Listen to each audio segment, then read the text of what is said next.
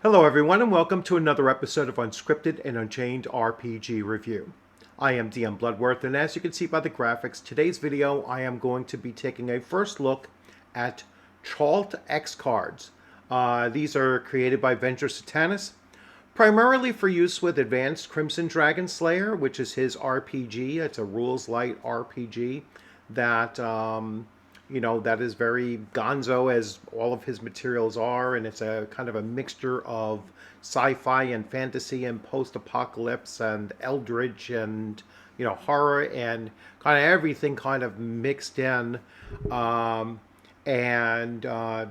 remarkably it all works. Like, all of these genres are so well built into the setting of Chalt, and the game system itself, Advanced Crimson Dragon Slayer, really does align with that world setting perfectly well. So he reached out to me and said, "Hey, would you like to, do a video on Chalt X cards and take a look at them and see?" And so I was like, "Sure."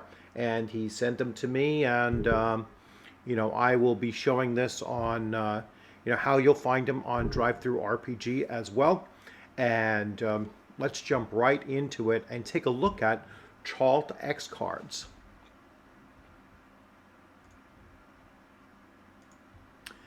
So here we have it. Here's the front cover of it, and I mean, this is definitely a painting of his own. This is his kind of art style and everything, so you can see it's a real painting, and then Chalt X cards has actually overlaid it digitally. Here are the symbols that are very common to be seen in Chalt's setting, and good to see that. So let me just double check and make sure you're looking at the screen as I am. So, a weird, gross, awful, and hilarious revolution. Alright, so when I try to be innovative, it usually falls flat. Strive for awesomeness, not innovation. Well, I think I've accidentally stumbled upon both. It is my hope that Chalt X cards revolutionizes your role-playing games. At the very least, it provides you with something new and different to try. Some believe that the Chalt X cards are a necessary bridge between tried and tested no-nonsense OSR and drama-heavy story games. Others have surmised these bizarre exotic danger tools simply make your role-playing games more problematic. I'm not here to tell you what to think. My mission is to let these little beauties speak for themselves. So, the origins. Early this year, X cards, as in the safety tools where players can stop the game in its tracks by holding up with an X card on it, assuming the content is triggering. Where mentioned on social media, I chimed in with an opinion, and an individual who shall remain nameless only because I am terrible with remembering names, suggested I come up with my own X cards that actively promote the sort of stuff I like. Things that things that might be frowned upon in ordinary games where safety tools are a thing. I lolled and wondered what that would be like. Cards that brought certain Chaltian themes to the forefront of play. Dark adjectives and forbidden tropes in the eyes of timid conformists. Then I gave it serious consideration, and thinking a while, why not give it a try? I've written about my experiences with the Chalt X cards on my blog, which you can go to Venger's Old School Gaming blog. Summing it up, the 4 sessions where Chalt X cards were used proved successful. These objectively enhance the game. That's why this PDF exists, so I share the good news. So I can share the good news. How it works. A player stimulates one of his available Chalt X cards, and every player should have their own set. But for now, one set per table is sufficient. You can hand out these cards randomly out to your players if you wish to do so. That way, you only have one set of cards in play. And the GM does his damnedest to accommodate the card's designation in either the current or upcoming encounter, scene, moment, etc. All right, and so that's something that I think is really, really interesting, and I'm going to go into more detail with this. So it is not a card to stop the play and potentially remove something from the play. It is a card to just initiate the game master's creativity and the ability to improvise in the moment or in the very immediate future, something to be added, some kind of a tone or a theme to be added to the gameplay. And and I can imagine, because I haven't seen this in action and I haven't tried it yet, but I can see this being something that really does add a certain element of excitement at the table, and because it can be very random, because you don't know when the players are going to play it, and you don't know what card the players are going to play, assuming that they all have their own decks. I might do a few things to kind of, make it not too out of control, but I will also get to that as well, how I would implement this, or the different ways I might implement this. But here we go. I'll continue with his description. Oh, excuse me. So the designations on the cards, there are 8 cards: Eldritch, Gonzo, Science Fantasy, Post-Apocalypse, Humor, Sleaze, Pop Culture, and Grindhouse Exploitation. These sufficiently cover all the bases that concern Chalt. Sure, there might be some overlap, like Sexy Cannibal Nuns, and one of the more designations might have a stretched a bit to cover specific situations, but these Hateful 8 should do the trick. On the back of each card, I draw or paint the Cortialis, I never know how to meta sigil, the magical gateway that leads to Chalt. But if you make your own cards, feel free to adorn your set with anything you like: tentacles, an infernal glyph, or something of your own making. Even if you, and I like the fact that he basically tells you, take this idea and make it your own.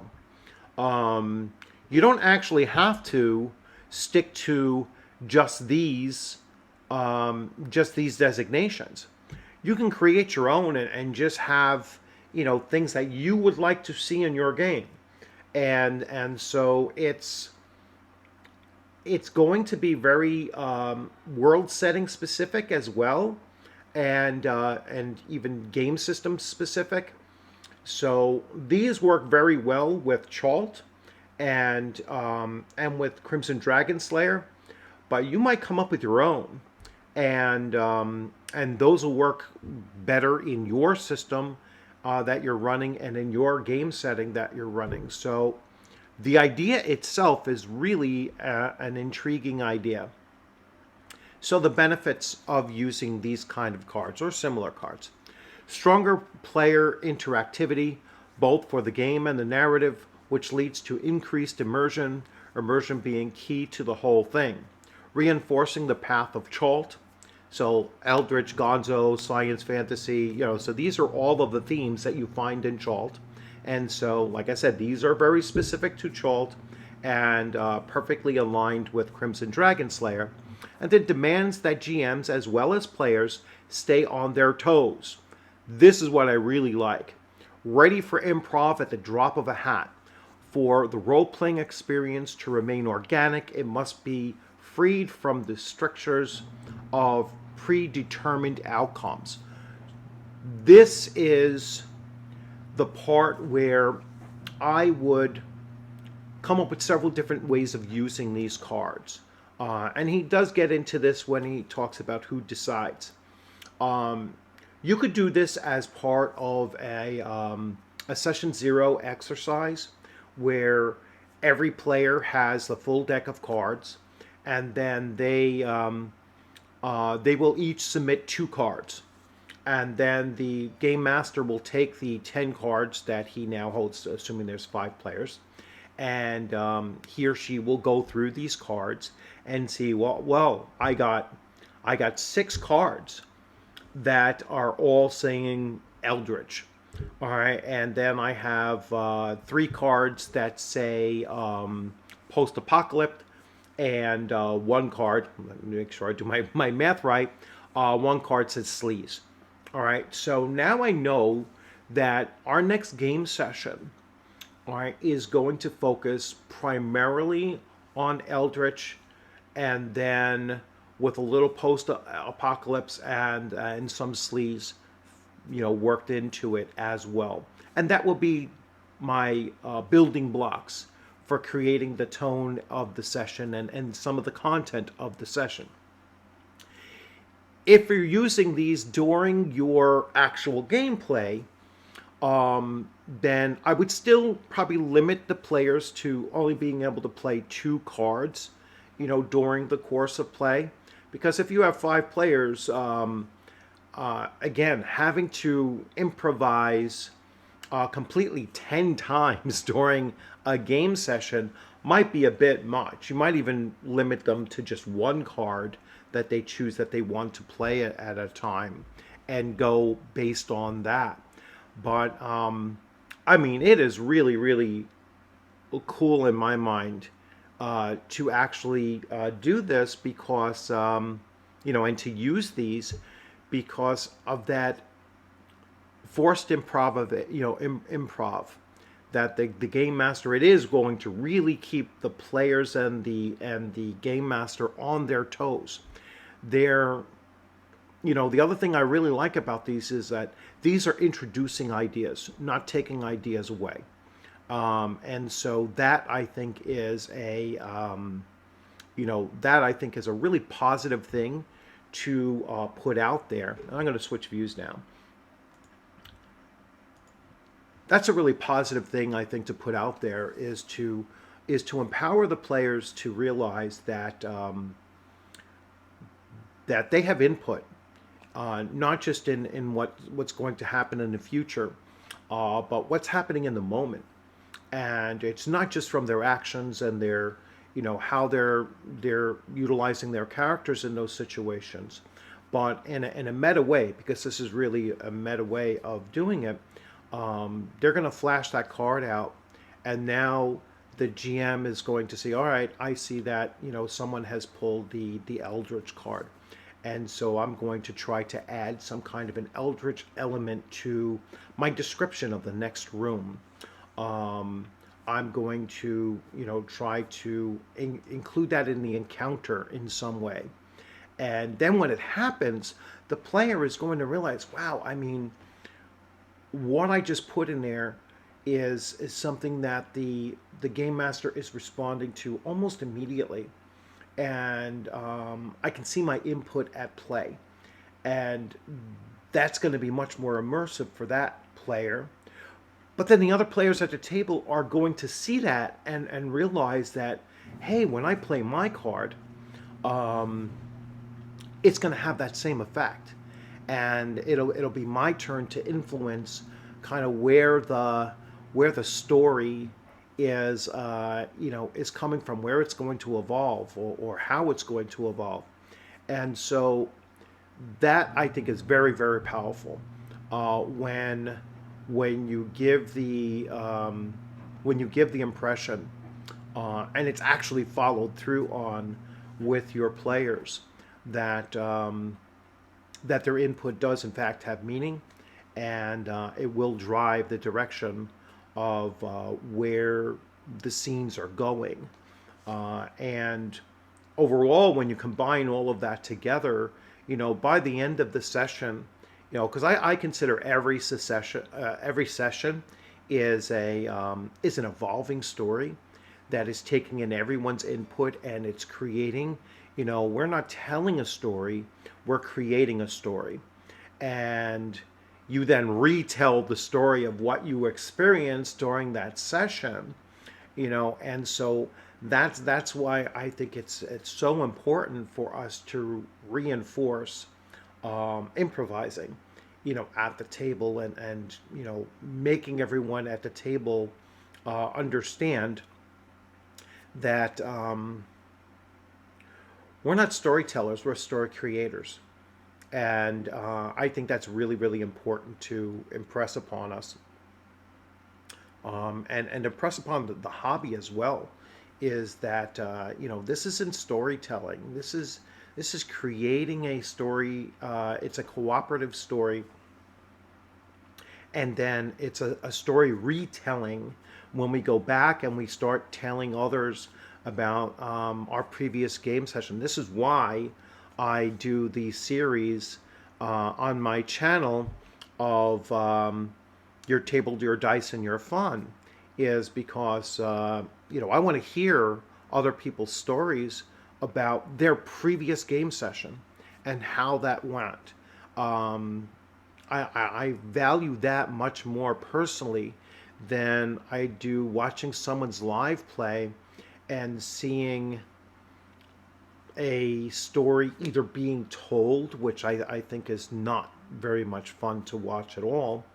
I do like better to see a game session where it does take those kind of those improvised left turns when you were expecting it to go some other direction or whatever, or everyone to organically, and in many cases spontaneously have to react to something that that they weren't expecting. And so this, I think, really enhances that. And so highly recommend that you check it out and see. And going back to, I actually don't even have that up. I was going to say, you can go check it out. You can go on to DriveThruRPG.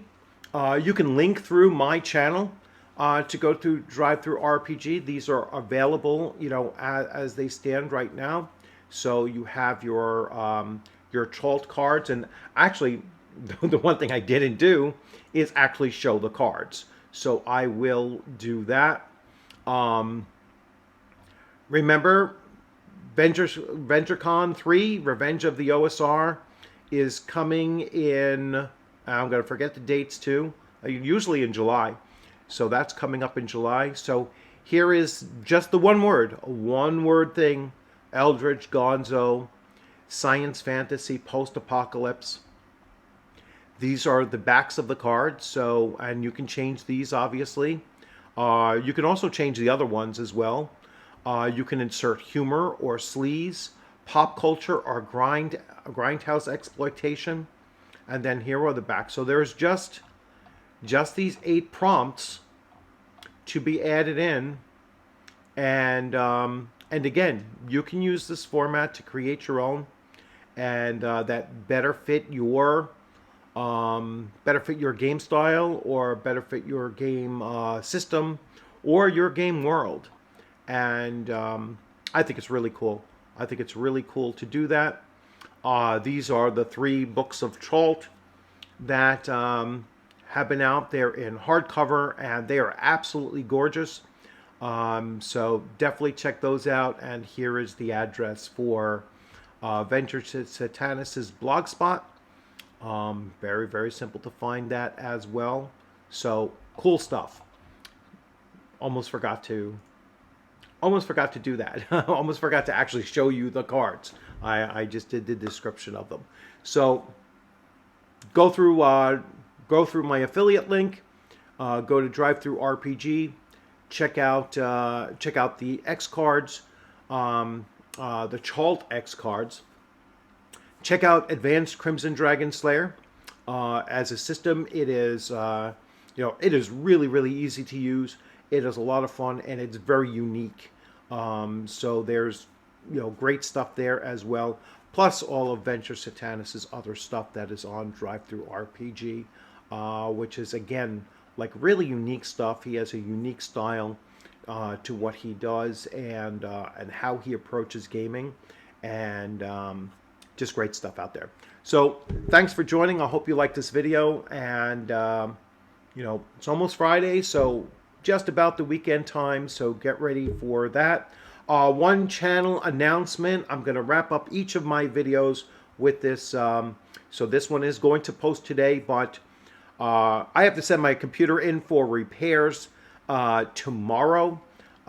Fortunately, it's only going to Houston, Texas, so hopefully it gets back. And the fact that they sent me the box, they put in the order for the box, and the box came to me within 1 day, really.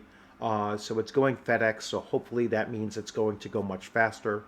So hopefully I will have my computer back in a week. So I am going to be doing predominantly live streams and possibly using my laptop, if that's even older than my computer. So I'm kind of concerned that I won't be able to do these kinds of presentations, but I will certainly try. But I might have to depend on live streams over the next 2 weeks, because I'm hoping, crossing my fingers, that I will have the computer back within 2 weeks. But so I'm going to do as many pre-recorded videos as I can today and tomorrow. So so you'll see pretty much the same kind of setup over the next 2 weeks or so. I'll try to make about 10 videos and spread them out over 2 weeks' time and have them drop at the same time each day, and that way you'll get to see, you'll get to follow those if you wish to. So remember to like and subscribe and hit the alert button so you know when those those will drop. You'll also be able to see when my live streams go on, because I'll be doing live streams from my iPad. Or possibly my laptop, if that actually can handle it. And enjoy your weekend. I look forward to seeing you on a gaming screen sometime soon, or at a convention. I've done plenty of videos talking about my upcoming conventions and such. So my first one in Philadelphia in January. So that's I'm just going as a gamer, but hopefully I'll see some of you in booths or at gaming tables, and I'll give a quick hi, and any of you can come to me and say hello, and maybe we'll do some live streaming from there as well. So thanks for joining. Have a great day.